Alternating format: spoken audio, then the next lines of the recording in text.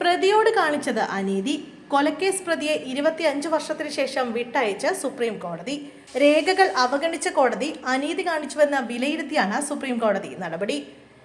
നഷ്ടപ്പെട്ട വർഷങ്ങൾ തിരിച്ചു നൽകാൻ കഴിയില്ലെന്നും കോടതി ഖേദം പ്രകടിപ്പിച്ചുകൊണ്ടാണ് ഉത്തരവ്.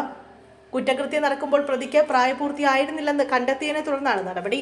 1994 ഉത്തരാഖണ്ഡിലെ ഡെറാഡൂൺ ജില്ലയിൽ വിരമിച്ച കേണലിനെയും മകനെയും സഹോദരിയെയും കഴുത്തറുത്ത് കൊന്ന കേസിലെ പ്രതിയായ ഓം പ്രകാശിനെയാണ് കോടതി വിട്ടയക്കുന്നത്.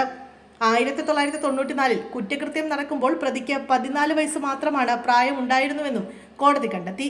ശിക്ഷ 2015 ജുവനൈൽ ജസ്റ്റിസ് ആക്ട് നിർദ്ദേശിക്കുന്നതിലും ഉയർന്ന പരിധിയിലായതിനാൽ ജസ്റ്റിസുമാരായ MM സുന്ദരേഷും അരവിന്ദ് കുമാറും അടങ്ങിയ ബെഞ്ച് വിട്ടയക്കാൻ ഉത്തരവിടുകയായിരുന്നു.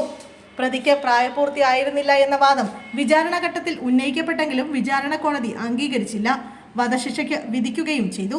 2012 രാഷ്ട്രപതിക്ക് ദയാഹർജി കൊടുത്താണ് ശിക്ഷ ജീവപര്യന്തമാക്കിയത്.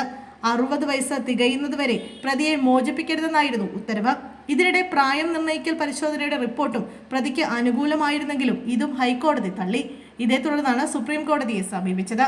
രേഖകൾ അവഗണിച്ച കോടതികൾ പ്രതിയോട് കാണിച്ചത് അനീതിയാണെന്ന് സുപ്രീം കോടതി വിലയിരുത്തി. കോടതി ചെയ്ത തെറ്റ് ഒരാളുടെ അവകാശത്തിന് തടസ്സമാകില്ലെന്ന് കോടതി നിരീക്ഷിച്ചു. വസ്തുതകൾക്കിടയിൽ മറഞ്ഞിരിക്കുന്ന സത്യം കണ്ടെത്താനുള്ള ഏക മനസ്സോടെയുള്ള പരിശ്രമമാണ് കോടതിയുടെ പ്രാഥമിക കർത്തവ്യം. അതിനാൽ കോടതി സത്യത്തിന്റെ ഒരു സെർച്ച് എഞ്ചിനാണ്. നടപടിക്രമവും നിയമങ്ങളുമാണ് അതിന്റെ ഉപകരണങ്ങളെന്നും സുപ്രീം കോടതി അഭിപ്രായപ്പെട്ടു.